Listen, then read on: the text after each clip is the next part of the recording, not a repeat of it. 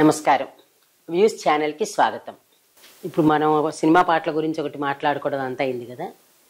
ఆ రోజుల్లోనే ఆయన ప్రెసిడెంట్స్ని కలవటం, అంటే రాష్ట్రపతుల దగ్గర ప్రదర్శనలు ఇవ్వడం, అలాగే రవీంద్రనాథ్ ఠాగూర్ గారు నాన్నగారితో ఏదో ఒకటి ముచ్చటించారని మీరు గతంలో కూడా ఒకసారి అన్నారు. అది ఒక్కసారి మళ్ళీ వీడియో ప్రేక్షకుల కోసం. తప్పకుండా. నాన్నగారి అదృష్టం ఏంటంటే ఆ రోజుల్లో 50s, 60s సౌత్ ఇండియాలో కన్నా తెలుగు సినిమాలు అవన్నీ కూడా ఎక్కువగా కలకత్తాలోనే షూటింగ్లు జరుగుతుండేవి. సో అయితే ఒక సినిమా షూటింగ్ కోసం అక్కడికి వెళ్ళినప్పుడు వారికి అనుకోకుండా రవీంద్రనాథ్ ఠాగూర్ గారిని కలిసే అవకాశం దొరికితే ఆయన అవకాశాన్ని వదులుకోకుండా వెళ్ళి కలవటం జరిగింది. సో కలిశాక ఇంకా యథాప్రకారంగా తన పాటలు, పద్యాలు and Eelapata is his trade mark అన్నమాట. సో ఇవన్నీ వినిపించారంట. రవీంద్రనాథ్ ఠాగూర్ గారు అంతా మొత్తం విన్నారంట. విని అంత అయిపోయాక చాలా బాగా అంటే రియాక్ట్ అయ్యి ఆయన ఒక చిన్న ఇది చమత్కారంగా ఒక కాంప్లిమెంట్ లాగా ఇచ్చారంట. ఆయన అన్నారంట, నేను ఈ శాంతినికేతను ఇది చూశారు, ఇక్కడ ఈ కిటికీలోంచి బయట అంతా కూడా పచ్చిక బయలు కనపడుతుంటాయి, తర్వాత ఇక్కడ ఒక చెట్లు ఉన్నాయి, తర్వాత నాకు రెగ్యులర్గా ఈ చెట్టు మీద ఒక కోకిల వచ్చి కూర్చుంటూ ఉంటుంది, నేను ఎప్పుడు కూడాను కవిత్వం రాసుకుంటూ అది ఎలా వింటూ ఉంటాను దాని అందమైన సంగీతాన్ని, అయితే కొన్ని రోజుల నుంచి మాత్రం రావట్లేదు, ఏంటి నాకు తెలియట్లేదు, అయితే ఇప్పుడు నువ్వు వచ్చాక ఈ పద్యాలు పాటలు విన్నాక అర్థమైంది ఈ కోకిల వస్తోంది కాబట్టి ఆ కోకిల రాలేదు. ఎంత మంచి మాట అసలండి. అది వాళ్ళ సహృదయం కూడా మనం మెచ్చుకుని తీరాలి తప్పనిసరి. నేను ఇంత గ్రేట్ కదా అని అనుకోకుండా ఉన్నదాన్ని ఉన్నదిగా చెప్పడం. అంటే మన గొప్పతనం గురించి కాకుండా ఎదుటి వాళ్ళల్లో ఉన్న గొప్పతనాన్ని కూడా మనం మెచ్చుకున్న రోజు మనం సరైన ఒక వ్యక్తిగా మన వ్యక్తిత్వం బయటపడుతుంది.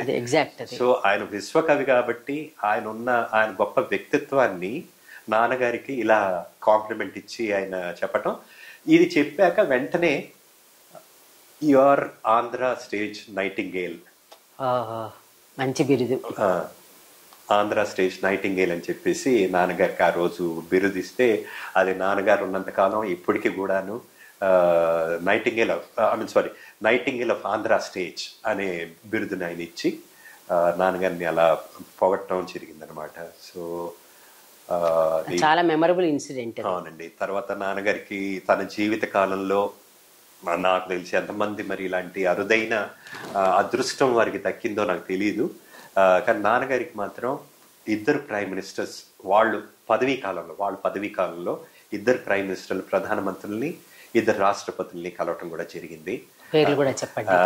మొదట వచ్చేసి మన నెహ్రూ గారిని, తర్వాత ఇందిరాగాంధీ గారిని, తండ్రి కూతురు, తర్వాత ప్రెసిడెంట్స్ లో వచ్చేసి ముందు ఎస్వి రాధాకృష్ణన్ గారిని, తర్వాత వివి గిరి గారిని. ఇక్కడ ఇంకొక అట్రాక్షన్ ఆర్ హైలైట్ ఏంటి అంటే ఇద్దరు రాష్ట్రపతులు కూడాను నాన్నగారి నాటక ప్రదర్శన ఏర్పాటు రాష్ట్రపతి భవన్ లోనే వాళ్ళు చూడటం జరిగింది అనమాట.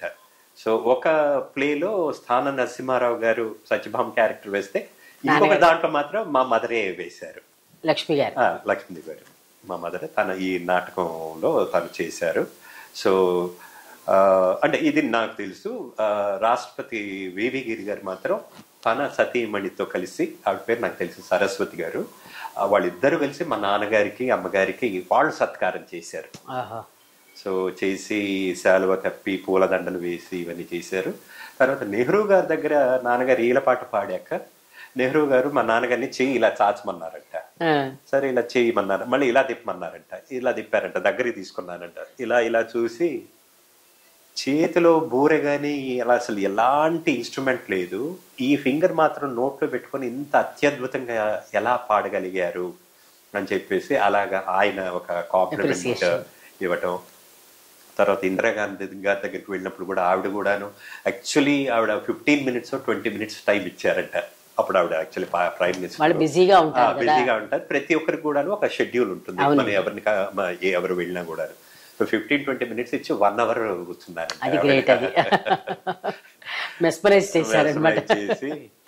సో ఏంటి అసలు నీ వయసు ఏంటి అది ఇదంటే నాకు ఇప్పుడు 72 సంవత్సరాలు గర్వంగా చెప్తే ఆవిడ ఆశ్చర్యపోయారంట, మీకు 72 సంవత్సరాలు అంటే అప్పుడు అన్నానంట, నాకు 72 సంవత్సరాలు, నేను మీ నాన్నగారిని ఆల్రెడీ కలిశాను, ఇప్పుడు మిమ్మల్ని కలుస్తున్నాను, రేపు ఎప్పుడైనా మీ అబ్బాయి ప్రైమ్ మినిస్టర్ అయితే అప్పుడు కూడా ఉంటాను అని అంటే ఆవిడ చాలా ముచ్చటపడి నవ్వి చేసి చాలా సాధారణంగా మళ్ళీ ఆయన్ని అక్కడి నుంచి పంపించడం అది జరిగింది అనమాట. అప్పటికి కూడా అసలు మీ నాన్నగారికి జుట్టు తెల్లబడలేదుట, ముడతలు పడలేదుట. ఏం చెప్పమంటారండి, అసలు నేను సిగ్గుపడాలి ఇప్పుడు. ఆయన 72కి జుట్టు తెల్లబడలేదండి, జుట్టు ఊడలేదు. ఇప్పుడు నాకు ఆల్రెడీ బాల్ మొదలైంది. ఇప్పుడు రోజులు మారిపోయాయి, స్కూల్ పిల్లలకే తెల్లబడిపోతుంది. సో అలాగా ఆయన ఇంతమంది అనుకున్నట్టుగా ఆయన ఆరోగ్యానికి ఇచ్చిన ప్రాముఖ్యత, ఇంపార్టెన్స్ అంత ఇదిగా చేశారు. షూటింగ్లు లేవు, డ్రామా లేదు అంటే పొద్దున మొదలు పెడితే సాయంకాలం వరకు వ్యాయామం ప్రాణాయామం, ఇంతే, ఇంకా వేరే ఇది ఇలా ఇది తప్పింది. అందుకనే ఆయన అంతవరకు ఇది చేసుకో అంటే అంత హ్యాపీగా హెల్దీగా ఉండగలిగారు అనమాట.